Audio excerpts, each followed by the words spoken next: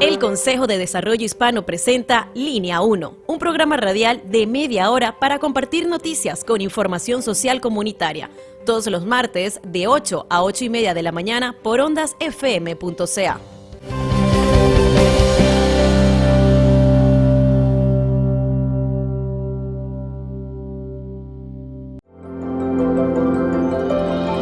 Ciro Vacunas, el centro de información, referencia y orientación para responder todas sus inquietudes respecto a la vacunación.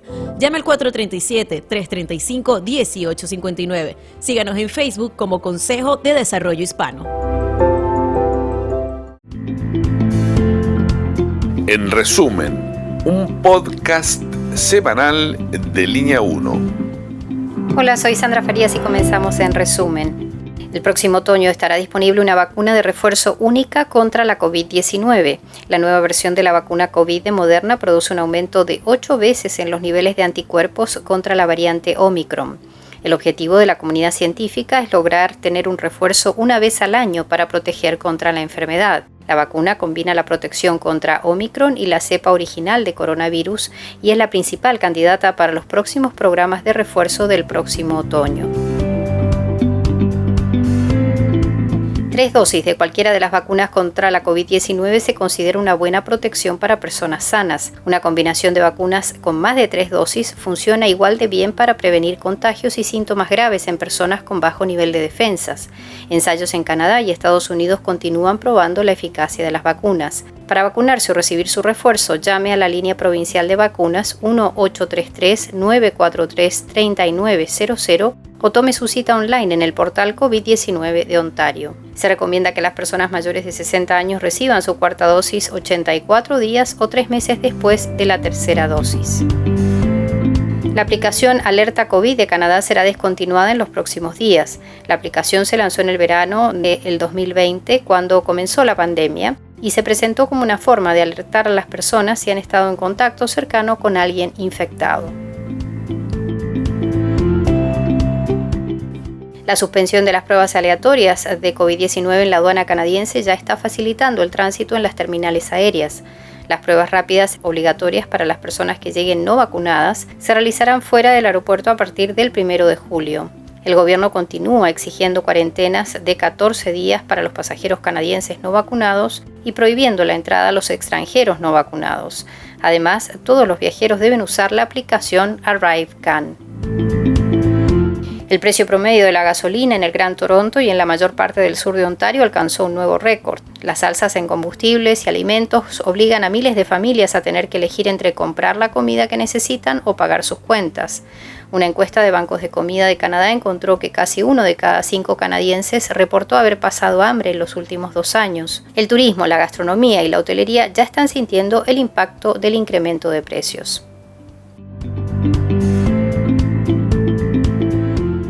La creación de puestos de trabajo compensa los efectos negativos de la inflación en Canadá. En mayo, la economía creó 40.000 nuevos puestos de trabajo. La tasa de desempleo en el país se sitúa en el 5.1%, el nivel más bajo desde 1976.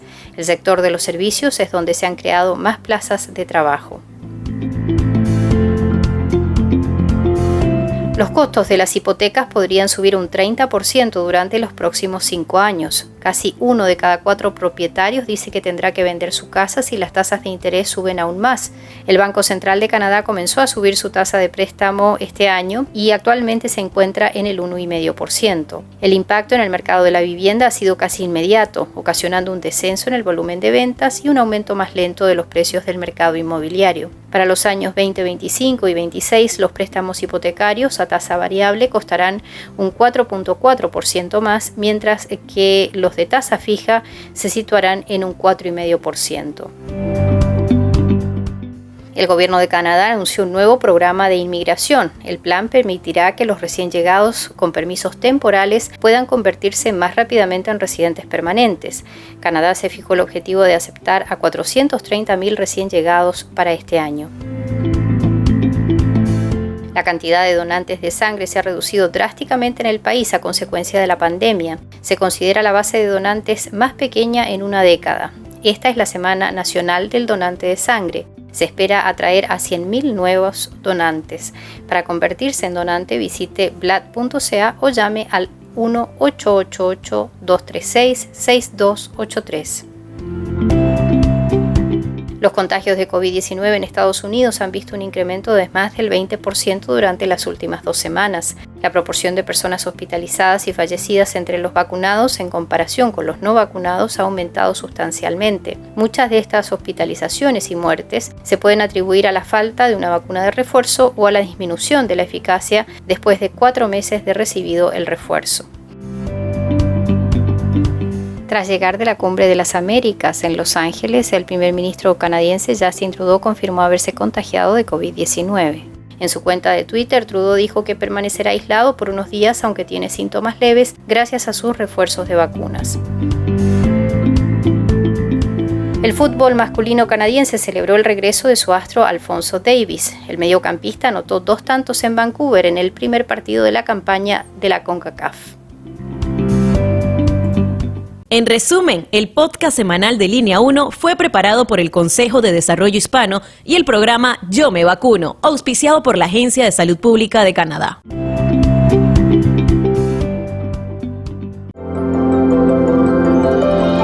Suscríbase gratis a Línea 1, el boletín semanal del Consejo de Desarrollo Hispano. Reciba en su correo electrónico notas de actualidad, podcast y entrevistas. Envíe un mensaje de WhatsApp al 437-335-1859 consignando su email.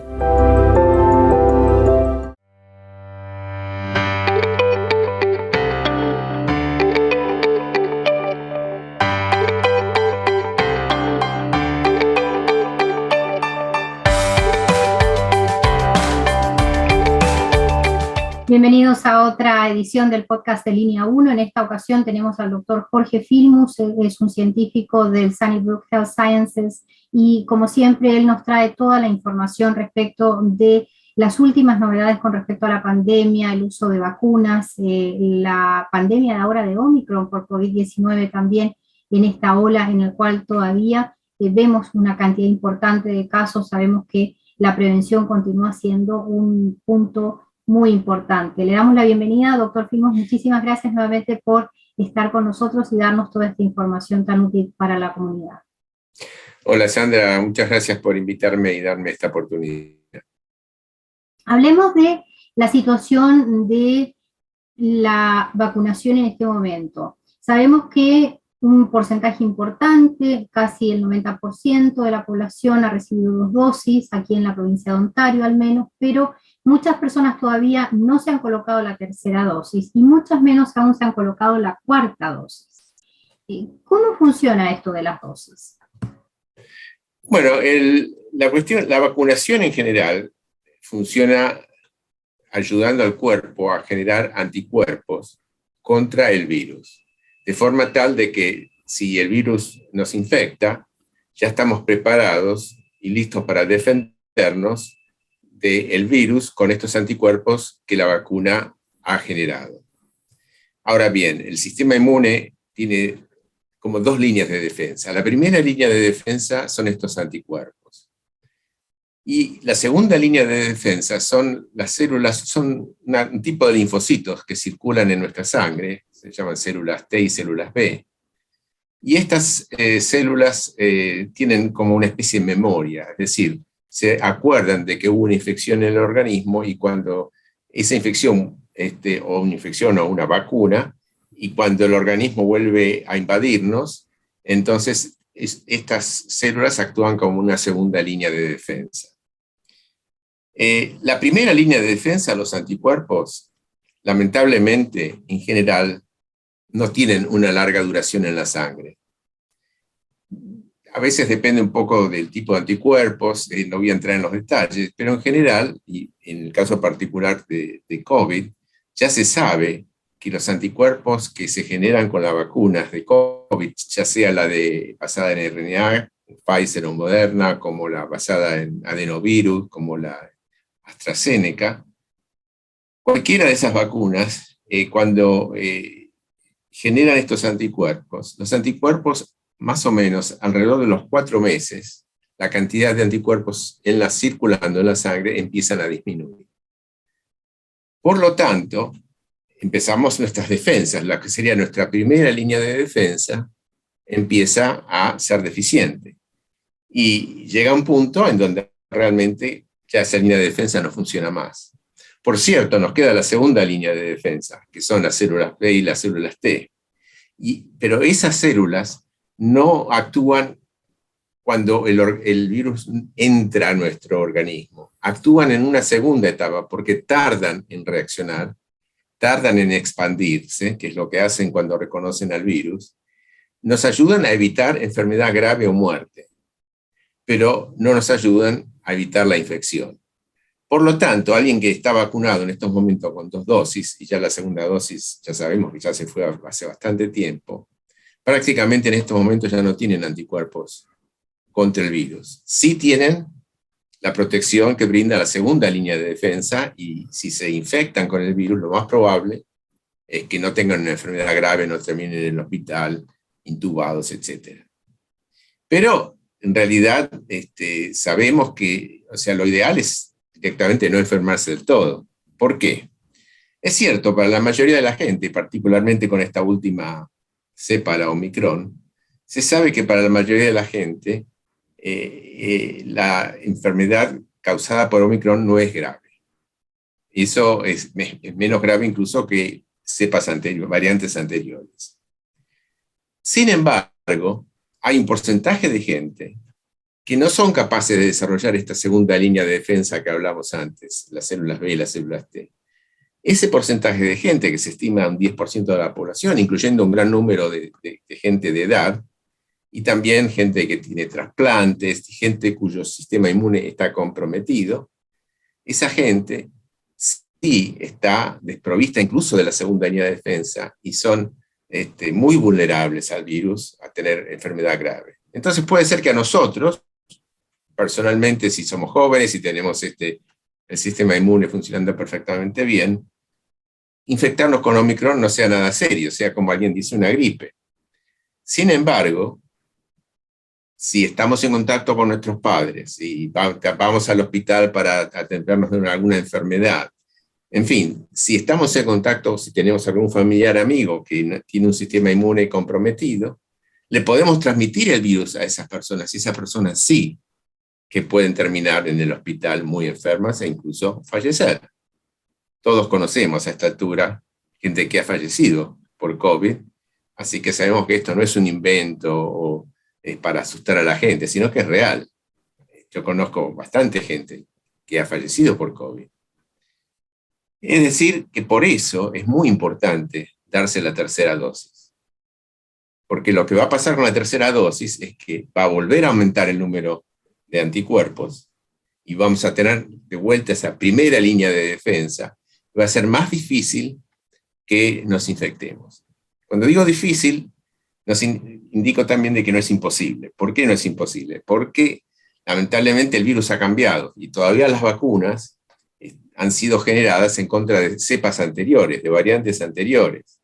Omicron es un poco distinta, entonces la protección que nos ofrecen ahora las vacunas no es tan alta como ofrecían antes. Es decir, que vacunarnos con la tercera dosis va a disminuir muchísimo las posibilidades de infectarse, pero no es totalmente cero. Por eso también es importante para la gente que va a lugares en donde estamos cerrados, en donde no es posible, donde no hay circulación, donde no es posible mantener la distancia, es recomendable, sobre todo si en la reunión en la que estamos hay gente de edad, y también puede ser gente joven que uno no sabe que tiene problemas, es recomendable mantener el uso del barbijo en esas situaciones. Si estamos afuera, si estamos en lugares con mucha circulación de aire, si por supuesto estamos corriendo, haciendo ejercicio, no estamos cerca de la gente, no hay problema. Pero si estamos en situaciones en donde hay cercanía con otra gente y estamos en un lugar cerrado, es conveniente también usar el barbijo, porque la protección que nos brinda la tercera dosis no es total. Muchas personas que tal vez tienen alguna sintomatología y continúan su vida normal.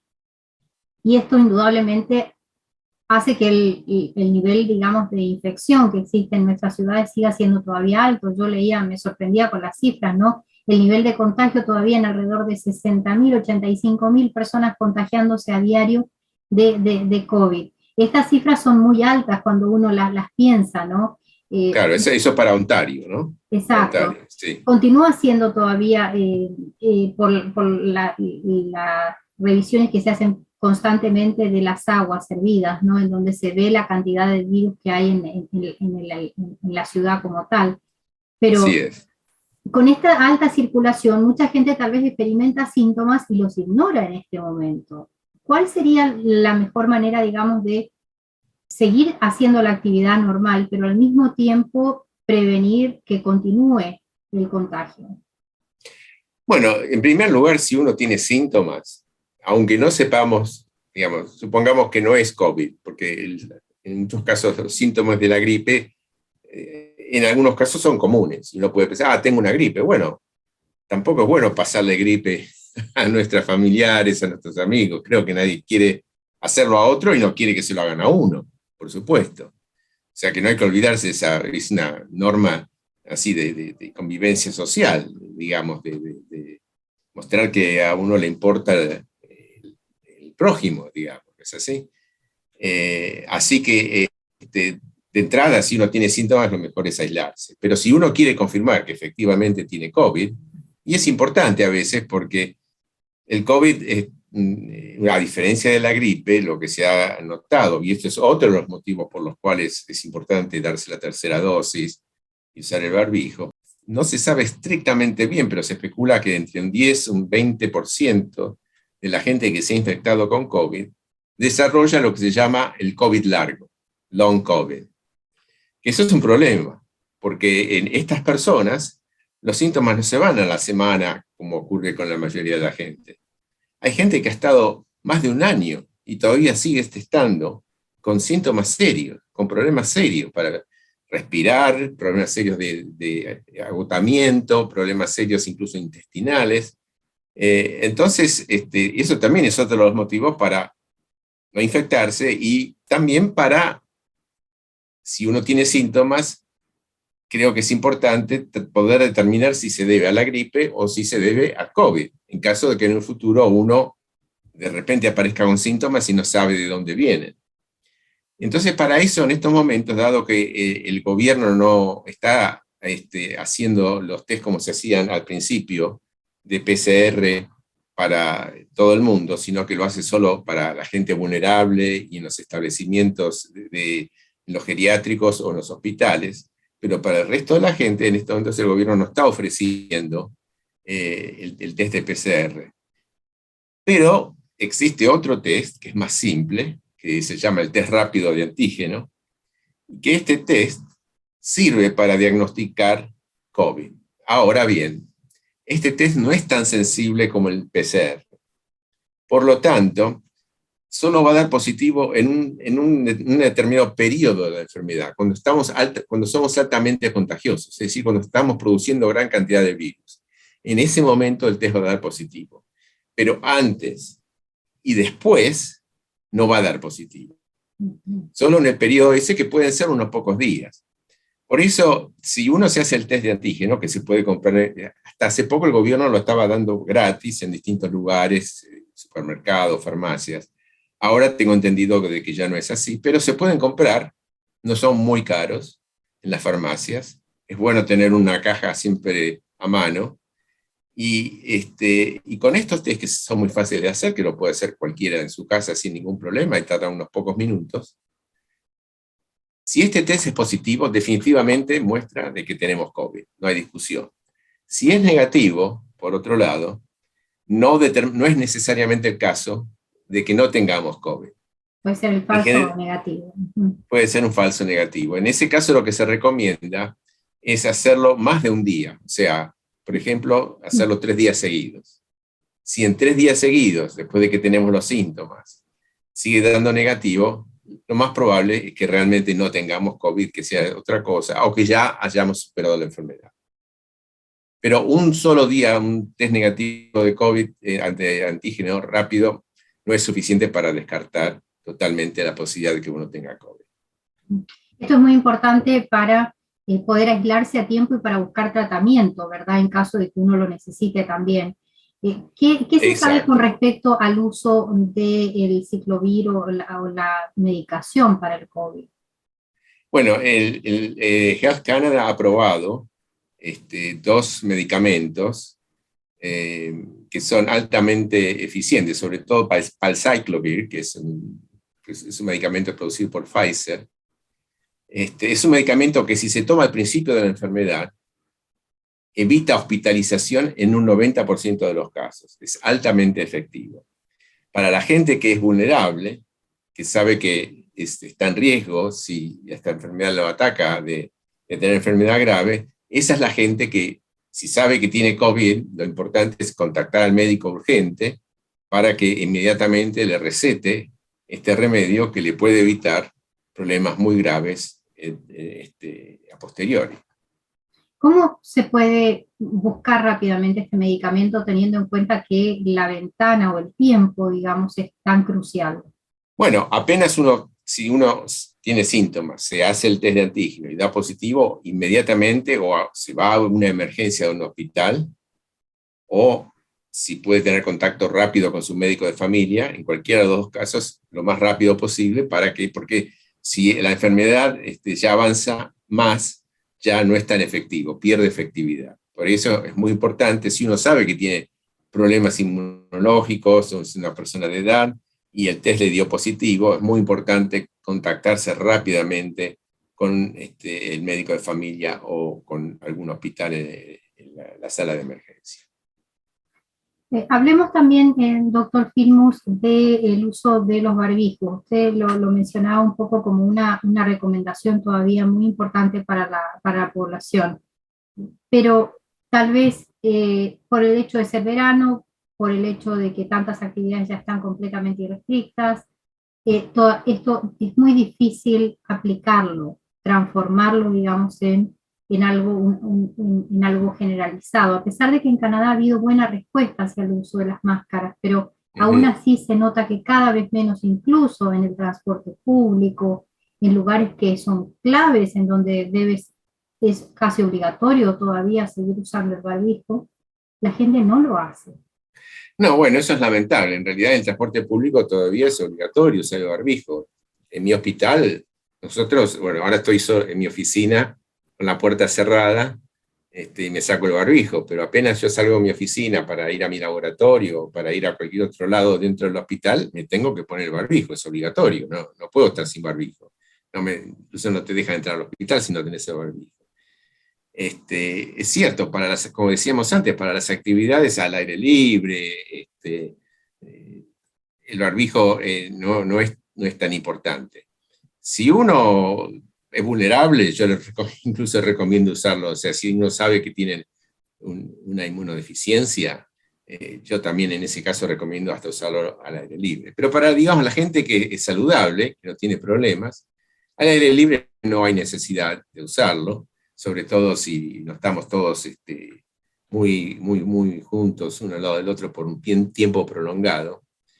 Pero si yo por ejemplo he ido a una obra de teatro, donde uno está sentado cerca de otra gente, no hay distancia, está sentado 2 horas, bueno, el teatro en realidad exigía el barbijo, no se podía entrar al teatro sin tener el barbijo puesto.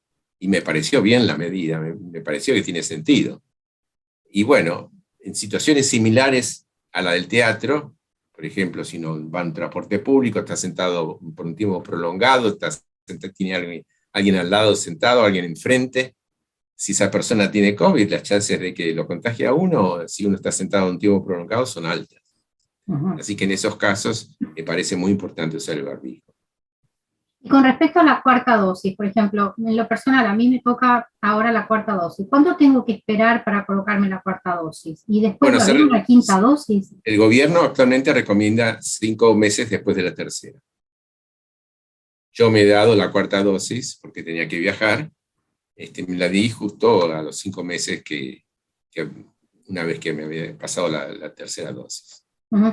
Ahora, ¿cómo funciona en el cuerpo esto de las dosis? Digamos, usted lo explicaba al principio, pero a medida que se van acumulando las dosis, ¿hay algún cambio en el comportamiento No, no hay del ninguno. sistema inmune? No, no hay ninguno. La única diferencia hay es de que el organismo, con repetidas dosis, va a generar anticuerpos más rápido. Eso es Ok. todo.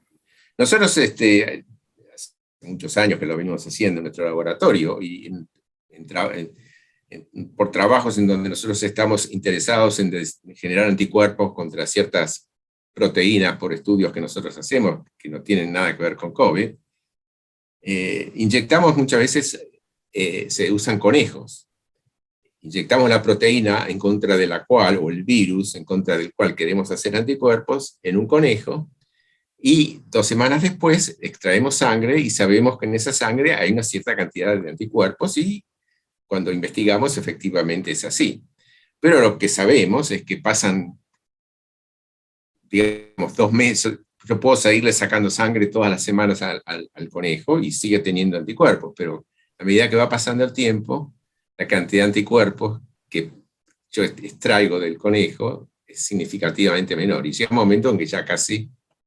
Entonces, ¿qué hago? ¿Qué hacemos en el laboratorio? Volvemos a inyectar con el mismo virus, la misma proteína al conejo, ahora volvemos a sacar sangre 2 semanas después y de vuelta los anticuerpos han subido y podemos utilizarlos para nuestros experimentos.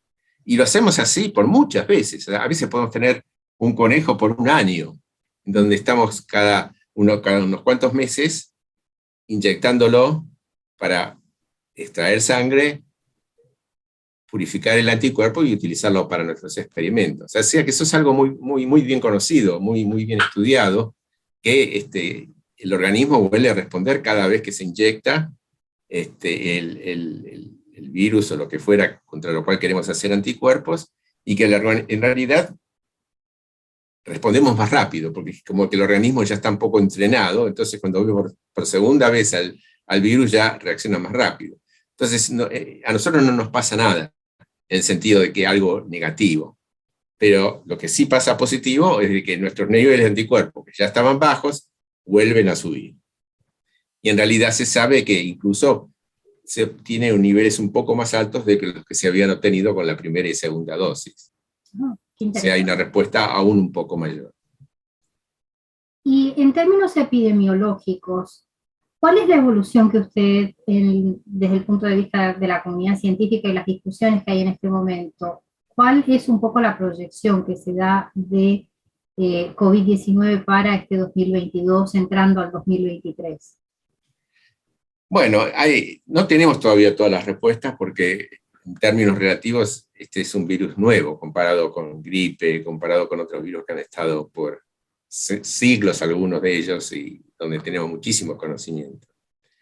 Lo que está claro es que este virus, si en algún momento alguno pensó de que iba a desaparecer, como pasó con no sé si se acuerda, el SARS, que tuvimos acá en Toronto especialmente, y que es de la misma familia en realidad que el COVID, el SARS desapareció, pero el COVID no va a pasar lo mismo. El COVID va a seguir dando vueltas. Se piensa que por mucho tiempo, si es que en algún momento desaparece, por ahí se mantiene como se mantiene la gripe por décadas y décadas. Así que va a ser algo con el cual vamos a tener que aprender a convivir como convivimos con la gripe, por ejemplo. Hoy en día, nosotros en el hospital todos los años nos vacunamos contra la gripe, porque las cepas de la gripe cambian de año a año, y entonces la vacuna se actualiza de acuerdo a la cepa que está circulando. Es probable que con el COVID pase algo parecido. Por ahí, en un futuro, cuando nos damos la vacuna contra la gripe, nos damos también, ponen las dos juntas y nos dan contra COVID, por ejemplo. Es una posibilidad, eso es algo que se está estudiando muy activamente. Hay que estudiar también cada cuánto hay que dar la vacuna. Si el COVID termina siendo más estacional, es decir, que es más grave en el invierno y en el otoño, porque además sabemos que esa es la época en donde, particularmente en Canadá, estamos todos encerrados, sin estar mucho afuera, en donde hay más transmisión. Bueno, es probable, por ejemplo, de que nos vacunemos antes de que empiece el otoño o al principio de otoño para estar protegidos más durante el invierno, y que esto ocurra año a año. Le agradecemos muchísimo, doctor Fillmore, por toda la claridad con la que nos explica estos temas que son complejos, que son difíciles de entender y que nos da la tranquilidad y la certeza de que tenemos en nuestra comunidad un especialista que nos puede dar la mano en esto y apoyarnos en nuestras decisiones de salud de todos los días. Muchísimas gracias. No, gracias a ustedes por hacer este trabajo de difusión que es muy importante para nuestra comunidad y en general para toda la sociedad. Y siempre dispuesto a ayudarlos cuando así lo dispongan. Muy bien, disfrute la primavera. Igualmente, adiós. Hasta luego.